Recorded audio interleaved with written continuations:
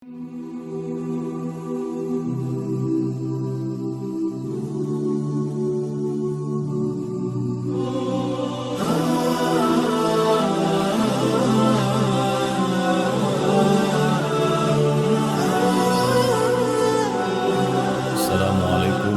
warahmatullahi wabarakatuh. Alhamdulillah, bersyukur kepada Allah, selalu bersyukur kepada Allah. Karena orang yang selalu bersyukur, Allah cintai sehingga Allah tambahkan kenikmatan kepadanya. Tapi kalau kita lupakan nikmat Allah itu, artinya kita kufur. Kufur itu menutup-nutupi, cover bahasa Inggris. Menutup, ada buku ada covernya, menutup kenikmatan Allah, dan kita seolah-olah nggak tahu bahwa itu pemberian Allah. Ingat kata Allah, inna adabi lasyadid, ketahuilah siksaku itu pedih.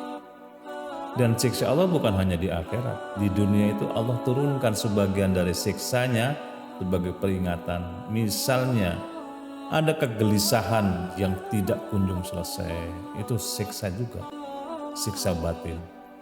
Ada perasaan galau yang berkepanjangan, ada kecemasan yang menyelimuti kehidupan kita. Itu semuanya siksa yang Allah turunkan di dunia ini. Apalagi kemudian siksa Allah dalam bentuk kerusakan-kerusakan alam, ada bencana alam, ada gempa, ada banjir, ada badai, ada puting beliung. Seluruhnya Allah turunkan sebagai pengingat kepada kita. Bahkan ada kematian. Dan kematian itulah sebagai nasihat kepada kita semua. Cukuplah kata Nabi, kematian sebagai nasihat. Orang yang melihat kematian, keranda jenazah lewat di depan kita, kita akan terhenyak sejenak, berpikir bahwa kita pun akan seperti yang dipikul di atas keranda jenazah itu. Maka disarankan kalau kita lewat pemakaman, kuburan, assalamualaikum ahlil kubur, wa insyaallah bikum lahikum, dan insyaallah kami nanti akan mengikuti kalian. Itulah indahnya kita beragama ini. Seluruh yang kita lihat memberikan pantulan kesadaran buat rohani kita untuk senantiasa mengingat Allah. Dan agama kita ini sebenarnya adalah nasihat, kata Nabi. Ad-dinu nasihat, agama itu nasihat. Qulna liman ya Rasulullah. Ini nasihat untuk siapa ya Rasulullah? Pertama kata Nabi, lillah. Nasihat untuk Allah. Artinya nasihat di situ adalah keikhlasan. Agama yang pertama adalah nasihat kepada Allah, artinya kita ikhlas kepada Allah. Orang yang ikhlas kepada Allah itu ya sudah, namanya ikhlas kepada Allah. Kita terima seluruh yang datang dari Allah, kita ridho kepada ketetapan Allah, dan Allah pun akan ridho kepada kita. Kaum muslimin yang berbahagia, banyak orang yang gak ridho loh pada ketetapan Allah. Itu berarti gak ikhlas kepada Allah. Misalnya ada salah seorang di antara saudaranya yang Allah panggil, kemudian ada ngamuk, mencabik-cabik wajahnya, itu dilarang dalam agama kita. Ikhlaslah kepada Allah. Nangis boleh, nangis sebagai tanda kasih sayang, tapi jangan sampai kemudian berlebihan, sampai membentur-benturkan kepala ke tembok misalnya, sampai merobek-robek baju, kemudian nyakar-nyakar dirinya sendiri sebagai bentuk pelampiasan tidak ridhonya kepada ketetapan Allah. Kita harus malu kepada pasangan suami istri yang pernah datang kepada Nabi Muhammad SAW. Beliau pasangan suami istri yang suaminya sedang mengadakan perjalanan jauh. Begitu pulang ke rumahnya, istrinya itu merahasiakan terlebih dahulu kematian anaknya. Kemudian suaminya disambutnya dengan penuh kehangatan, disuruh mandi, kemudian setelah itu disapa dengan penuh kelembutan, bahkan diajak tidur bersama dulu. Baru malam hari ditanya, suamiku, saya tanya sekarang, kalau saya pinjam barang kepada orang dan orang itu meminta kembali barang itu, gimana menurut Anda? Kata suaminya, ya harus diberikan, wong itu pinjam, kan milik orang lain. Kalau misalnya hidup ini milik siapa? Milik Allah, kata sang suami. Nah kalau Allah meminta kembali bagaimana? Ya harus ikhlas. Nah anak kita ketika abang itu mengadakan perjalanan jauh, Allah minta, Allah panggil, kata suaminya, ya kita harus ikhlas.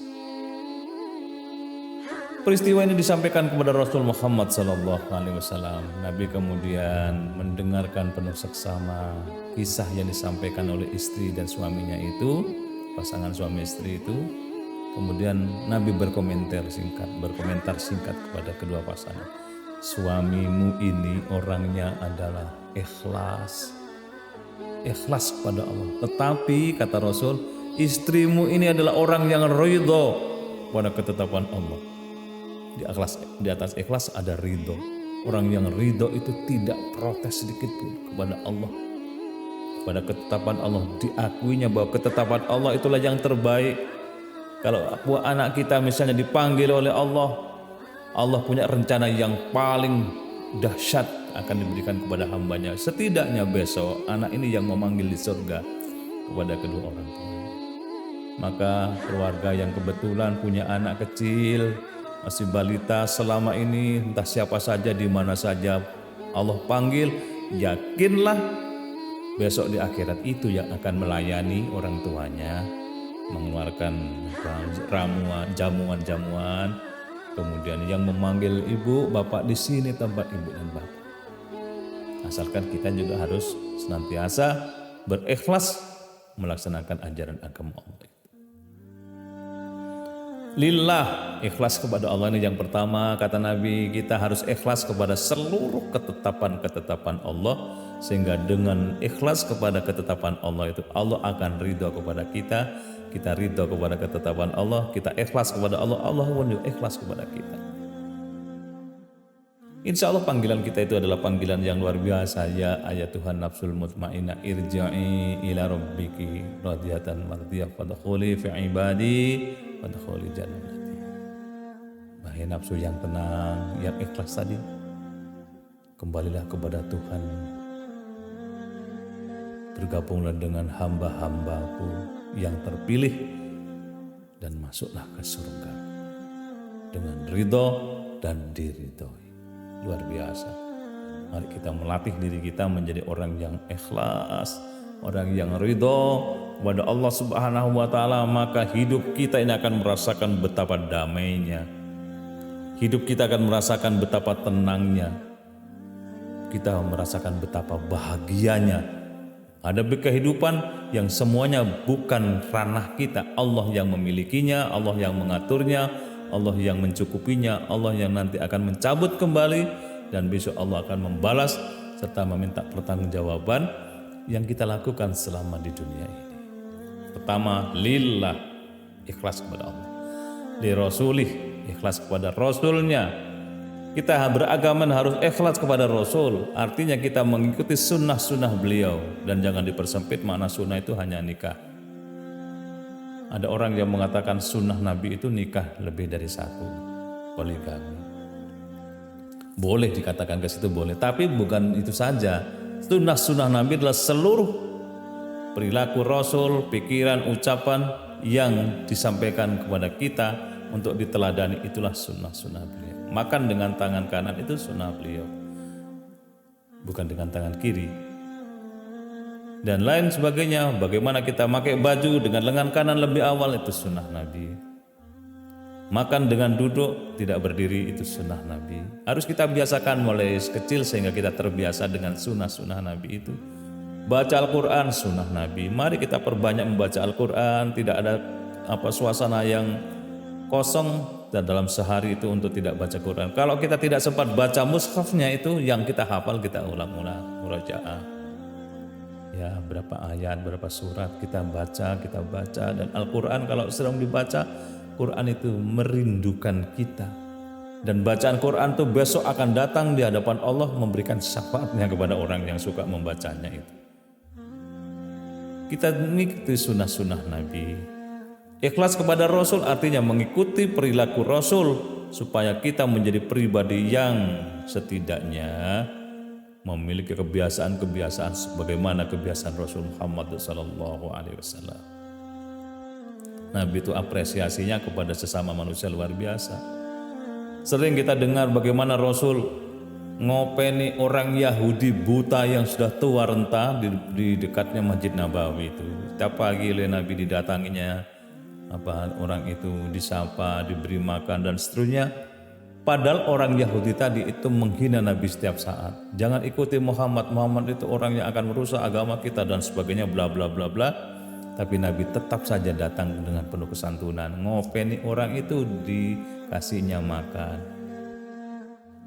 Ketika Rasul akan berangkat menuju tanah lapang untuk sholat Id, tiba-tiba di pojok rumah salah seorang warga ada anak kecil nangis di dekatnya. Kenapa nangis, nak? Ayah saya diajak oleh Nabi Muhammad untuk berperang, sekarang sudah pulang tinggal nama saja. Saya nggak bisa senang seperti anak-anak yang lain. Saya bersedih. Hari ini hari raya, saya tidak bisa bersama orang tua saya.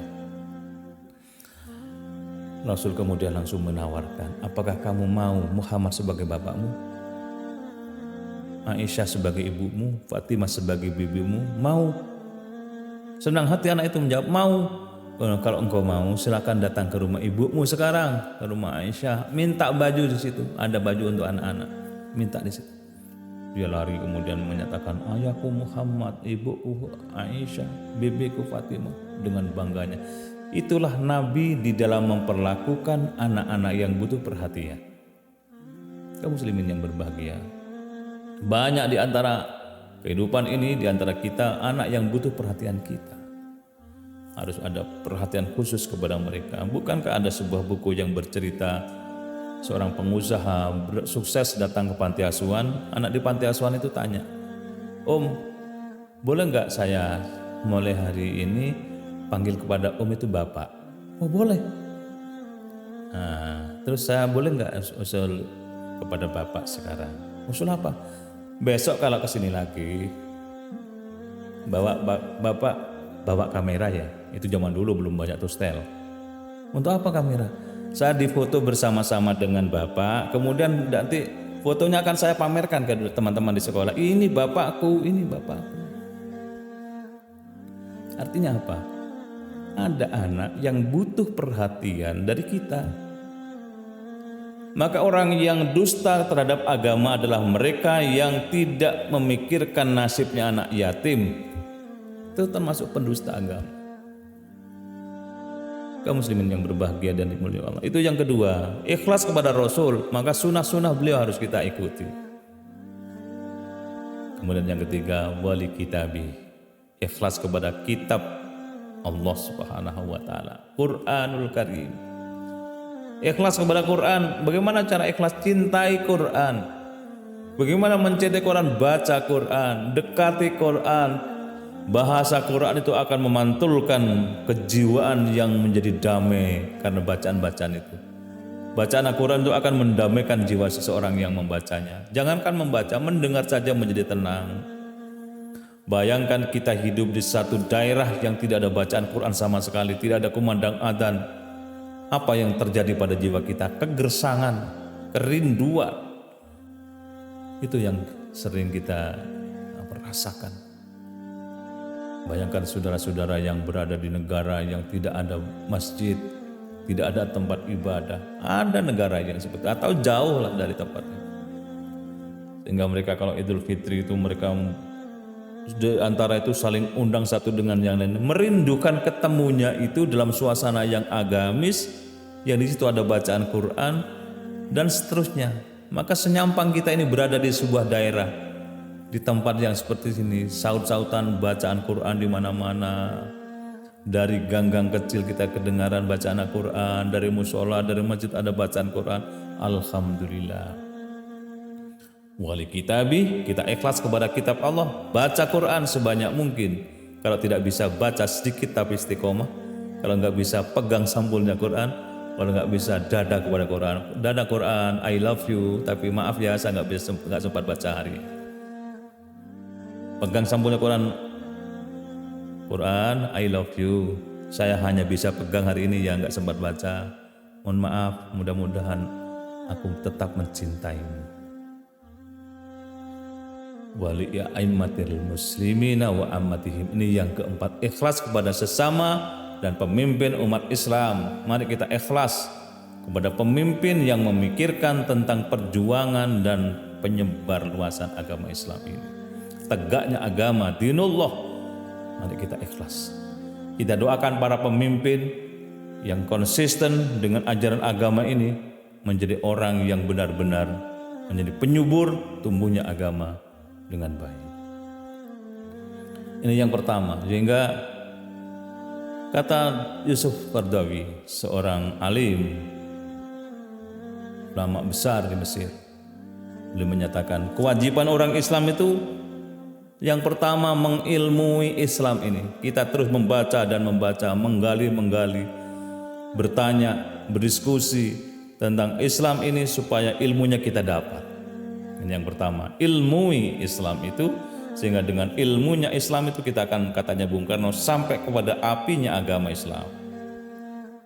Tidak hanya pada asapnya, gemuruhnya, tapi sampai kepada kesadaran terdalam. Qalb kita temu dengan Al-Quran, qalb kita nyampe kepada inti dari agama itu.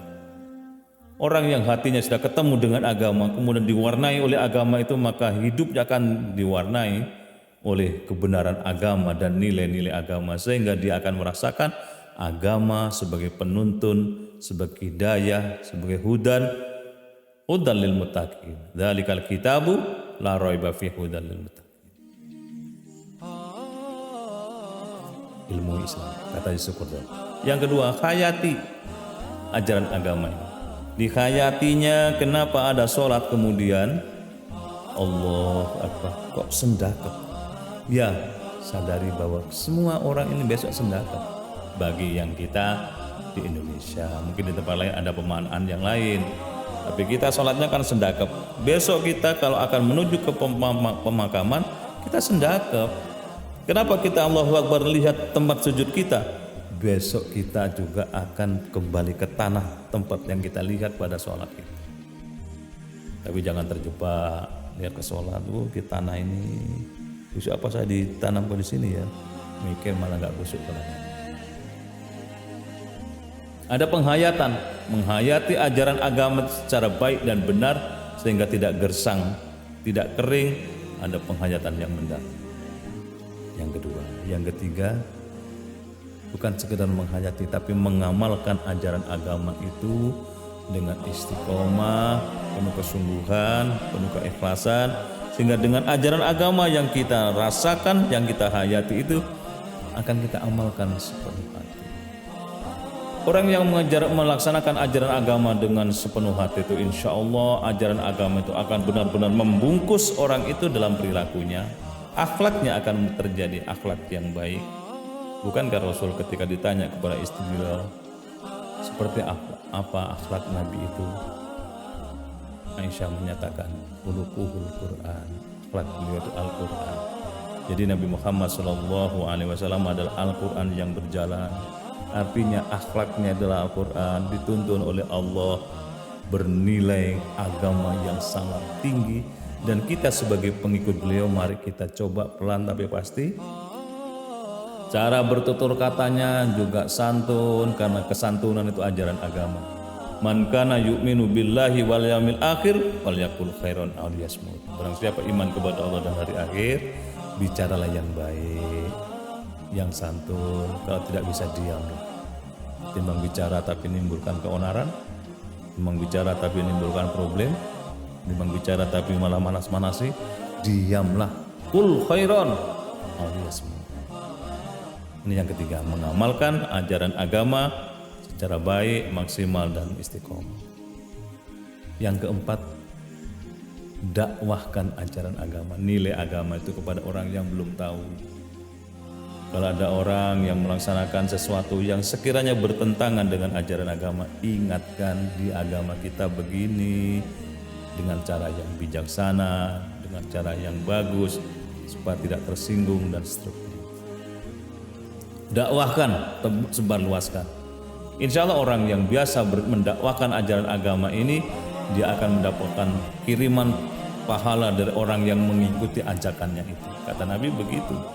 Barang siapa yang mengajarkan kebenaran agama kepada seseorang dan orang yang diajak kemudian mengamalkannya, maka orang yang mengajak itu akan mendapat pahala sebagaimana dilakukan oleh orang yang diajaknya tanpa mengurangi pahala orang yang diajaknya.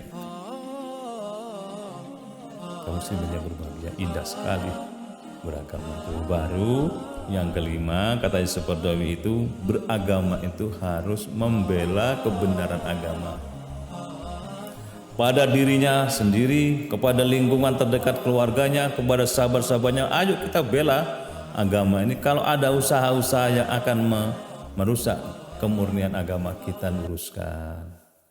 Kalau ada orang nggak berkenan, kita ingatkan. Kalau ada orang yang berupaya untuk mengotori, ya kita jaga. Begitu seterusnya. Beragama itu bukan sekedar untuk dirinya, tapi untuk kebersamaan. Maka di situ pentingnya wal takum minkum ummatu yad'una ilal khair wa ya'muruna bil ma'ruf wa yanhauna 'anil munkari wa ulaika humul muflihun. Hendaklah ada di antara kalian semua segolongan orang yang mengajak kepada amar ma'ruf, mencegah kemungkaran, mengajak kepada keislaman, amar ma'ruf dan kemungkaran. Wa ulaika humul muflihun, maka mereka itulah orang yang beruntung kata Allah Subhanahu wa taala. Kepingin beruntung? Mari kita berdakwah supaya kita termasuk golongan orang-orang muflihun, beruntung dunia akhirat kita. Terima kasih. Mudah-mudahan manfaat. Assalamualaikum warahmatullahi wabarakatuh.